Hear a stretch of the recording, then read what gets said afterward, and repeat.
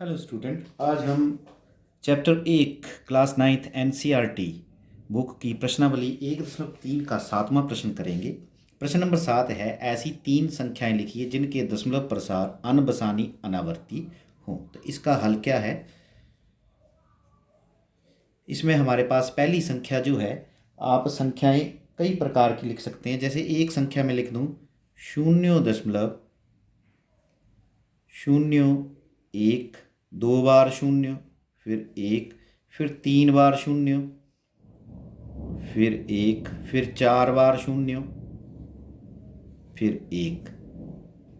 देखिए, अनबसानी का मतलब है कि दशमलव प्रसार खत्म नहीं हो रहा है, चलते ही चला जा रहा है। अनावर्ती का मतलब है दशमलव प्रसार ऐसा नहीं है कि कोई पर्टिकुलर अंक रिपीट हो रहे हों। रिपीट तो यहाँ पे हो रहे हैं, लेकिन पहले 1 0 आ रही है, फिर 2 आ रही है, फिर 3 आ रही है, फिर 4 आ रही है। रिपीट होने का मतलब अगर 0 1 है तो आगे 0 1 ही होना चाहिए था, और आगे भी 0 1 0 1, तो होता ये अनबसानी आवर्ती। लेकिन ये 0 1 है, फिर 2 बार 0 1 है, फिर 3 बार 0 1 है, फिर 4 बार, इसको बोलते हैं, इस प्रकार के दशमलव प्रसार को बोलते हैं अनबसानी अनावर्ती। तो ये हमारा फर्स्ट एग्जाम्पल हो गया। इसमें अगर सेकंड एग्जाम्पल आपने लिखना है तो आप सेकंड एग्जाम्पल ऐसे लिख सकते हैं 0.40 4004। ठीक, एक 0 आ गया, फिर 2 0 आ गए, फिर 3 लगा लीजिए, फिर 4 0 लगा लीजिए, 1 2 3 4, इस तरह। इसी प्रकार आप तीसरी संख्या भी इसकी लिख सकते हैं। आप अपनी मर्जी से कोई भी संख्या तीसरी जो है वो लिख सकते हैं। जैसे मैं लिख दूं 0.750, फिर 7 5 तो आया लेकिन शून्यों की संख्याएं बढ़ गई, फिर 7 5 तो आया लेकिन शून्यों की संख्याएं और बढ़ गई, 3 हो गई, फिर 7 5 तो आया लेकिन शून्यों की संख्याएं 4 हो गई। तो इस प्रकार के दशमलव प्रसार जो वो अनबसानी अनावर्ती होती है। एक चीज यहाँ पे समझने वाली क्या है कि अंकों का खंड नहीं पुनरावृत्ति बार बार नहीं आता है। खंड का मतलब है एक जैसा, जैसे 0 1 तो आगे 0 1 ही आना चाहिए था, जैसे 4 0 तो आगे भी 4 0 ही आना चाहिए, लेकिन आगे 4 बार 2 0 आ गई, अगली बार 3 0 आ गई, 4। इसी तरह अगर 750 रिपीट हो रहा है तो आगे 750 ही होना चाहिए, लेकिन 750 नहीं रिपीट हुआ, 1 0 और आ गई। इस प्रकार के दशमलव प्रसार को हम अनबसानी अनावर्ती प्रसार बोलते हैं। तो 3 संख्याएं हमने ऐसी लिख ली हैं जिनका दशमलव प्रसार जो है वो अनबसानी अनावर्ती है। इसके बाद हम चलते हैं क्वेश्चन नंबर नेक्स्ट पे। तो इसका नेक्स्ट क्वेश्चन है, प्रमेय संख्याओं 5/7 और 9/11 के बीच 3 अलग अलग अप्रमेय संख्याएं ज्ञात कीजिए। तो सबसे पहले हमें 5/7 का दशमलव प्रसार निकालना पड़ेगा। तो 5/7 का दशमलव प्रसार निकालने के लिए हमें इसे भाग करना पड़ेगा। 5 यहाँ पे, 7 यहाँ पे, यहाँ दशमलव है, यहाँ 0 है। पहले 0 से जाएगा तो यहाँ 0 आ जाएगी, ऊपर से 5 आ जाएगा, फिर दशमलव इधर लग जाएगा, ऊपर से 0 आ जाएगी, 7 7 49 हो जाएंगे। माइनस करेंगे तो 1 आ जाएगा, फिर 0 लग जाएगी, अगली 0 लग जाएगी, फिर 7 एकम 7 हो जाएगा, फिर हमारे पास माइनस करेंगे तो 3 आ जाएगा।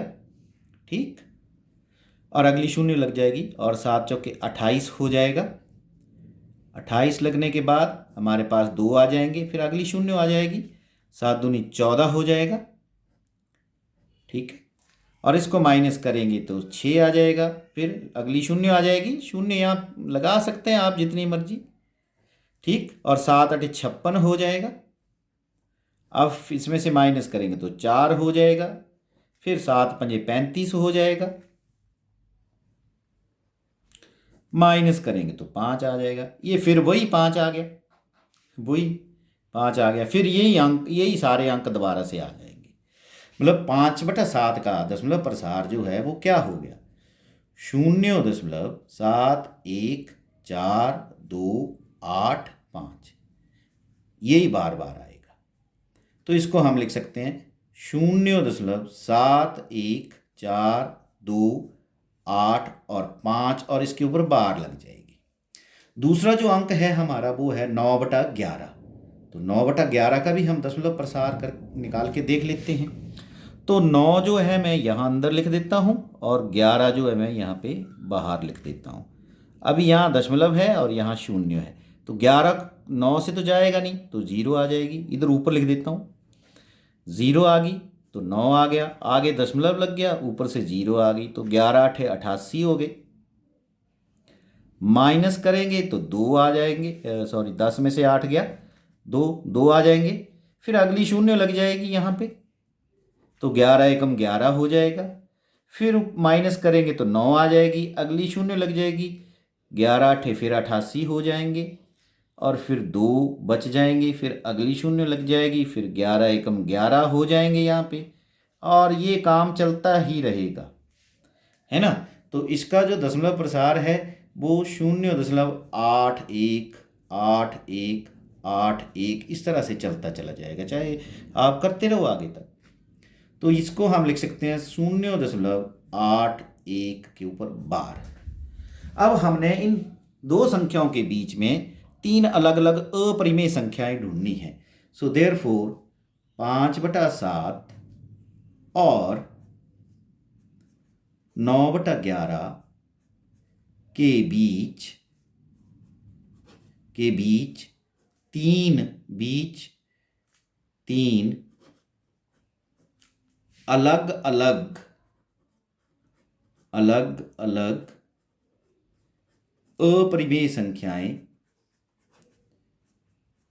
अपरिमेय संख्याएं कौन कौन सी हैं? संख्याएं निम्न हैं। कौन कौन सी?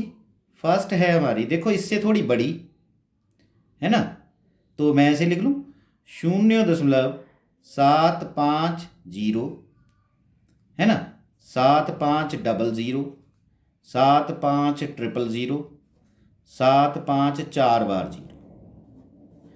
देखो इससे बड़ी और इससे छोटी लिखनी है, इन दोनों के बीच में रखनी है, तो सेकंड संख्या आप लिख लीजिए 0.079, 2 बार 0 7 9, 3 बार 0 7 9, 4 बार 0 7 9, इस तरह से लिखते चले जाइए। और एक और लिखनी है अभी हमें, तीसरी संख्या लिखनी, तो 0.81 से पीछे और 7 1 से आगे, तो हम ऐसे लिख सकते हैं 0.808 है ना। और अब 2 शून्य लगा दीजिए, या यहाँ पहले शून्य लगा लीजिए, 0.80, ठीक, 0.80, फिर 2 शून्य लगा लीजिए, फिर 8 शून्य लगा दीजिए, ठीक है। अब 3 शून्य लगा दीजिए, फिर 8 लिखने के बाद 4 शून्य लगा दीजिए, फिर इस तरह से लिखते रहिए आप, 5 लगा दीजिए।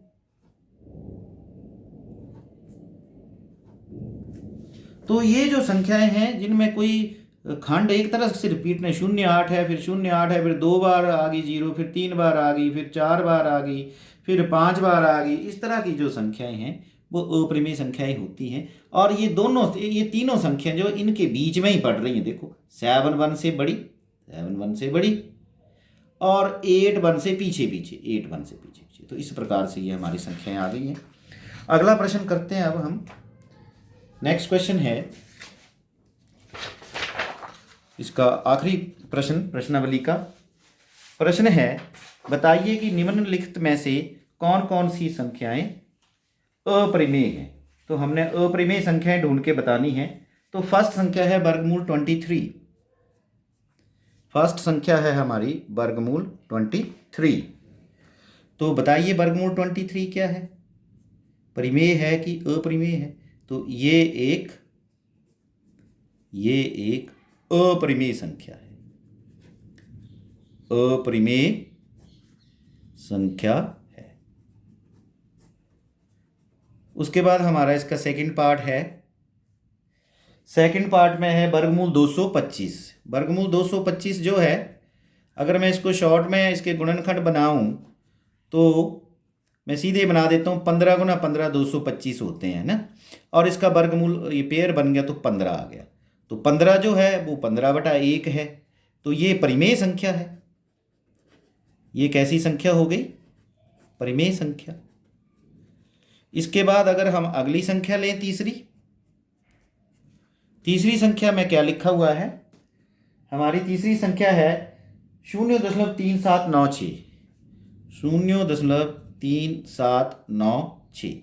तो ये तो दशमलव में है, तो ये दशमलव प्रसार कैसा है? ये शांत दशमलव प्रसार है, दशमलव प्रसार है। तो शांत दशमलव प्रसार जिस संख्या का होता है वो परिमेय संख्या होती है। देयरफॉर 0.3796 एक परिमेय संख्या है, परिमेय संख्या है।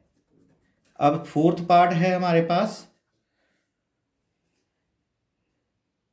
7.478, 7.478, फिर 478। इस तरह से ये बार बार आ रही। इसको मैं ऐसे लिख सकता हूँ 7.478, इसके ऊपर बार आ जाएगा। ये दशमलव प्रसार जो है, ये दशमलव प्रसार अनबसानी है, खत्म नहीं हो रहा, अनबसानी और आवर्ती है, अनबसानी आवर्ती है, क्योंकि यहाँ पे 478 एक ऐसा खंड है जिसकी पुनरावृत्ति हो रही है, 478 478 478 चलता रहे। तो ऐसी संख्याएं जिनका दशमलव प्रसार अनबसानी और आवर्ती खंड की पुनरावृत्ति हो, वो भी परिमेय संख्याएं ही होती है। देयरफॉर 7.478 478 सोन एक परिमेय संख्या है, परिमेय संख्या है। अब हमारा फिफ्थ पार्ट आता है। फिफ्थ पार्ट में 1.101, 1.101, फिर 2 बार 0 1, फिर 3 बार 0 1, फिर 4 बार 0 1। ठीक, इस तरह से ये काम चल रहा है। अब ये दशमलव प्रसार ध्यान से देखिए, एक तो ये खत्म नहीं हो रहा और साथ में किसी खंड की पुनरावृत्ति भी नहीं हो रही। अंकों की पुनरावृत्ति हो रही है, लेकिन पहले अंक 0 के बाद 1 आया, फिर 2 0 के बाद 1 आया, फिर 3 0 के बाद, अब यहाँ पे 478 है तो 478 फिर शुरू हो गया है ना। तो ये पुनरावृत्ति लगातार है। यहाँ पे मिसिंग है बीच में 101, तो फिर ये कुछ गैप बढ़ गया, फिर ये और ज़्यादा गैप बढ़ गया और बढ़ गया। तो ये दशमलव प्रसार कैसा है? अनबसानी अनावर्ती है। ये दशमलव प्रसार अनबसानी अनावर्ती है, अनावर्ती है। ठीक है। Therefore 1.101, 2 bar 0 1, 3 bar 0 1, 4 bar 0 1, so on dash dash dash dash dash, एक अपरिमेय संख्या है, अपरिमेय संख्या है। तो हमारा प्रश्न था कि इनमें से कौन कौन सी संख्याएं अपरिमेय हैं। तो आप देख लीजिए, फर्स्ट अपरिमेय संख्या है, उसके बाद सेकंड परिमेय है, थर्ड संख्या भी परिमेय संख्या है, चौथी संख्या भी परिमेय संख्या है, और पांचवी जो है अपरिमेय संख्या है। देयरफॉर फर्स्ट वर्गमूल 23 और फिफ्थ 1.101, ठीक, 1.101, 001, 000, 4 times 0, 1 so on, अपरिमेय संख्याएं हैं। अपरिमेय संख्याएं हैं। तो इस तरह से ये प्रश्न पूरा होता है। एक्सरसाइज 1.3 के सारे प्रश्न कवर हो जाते हैं। Thank you very much.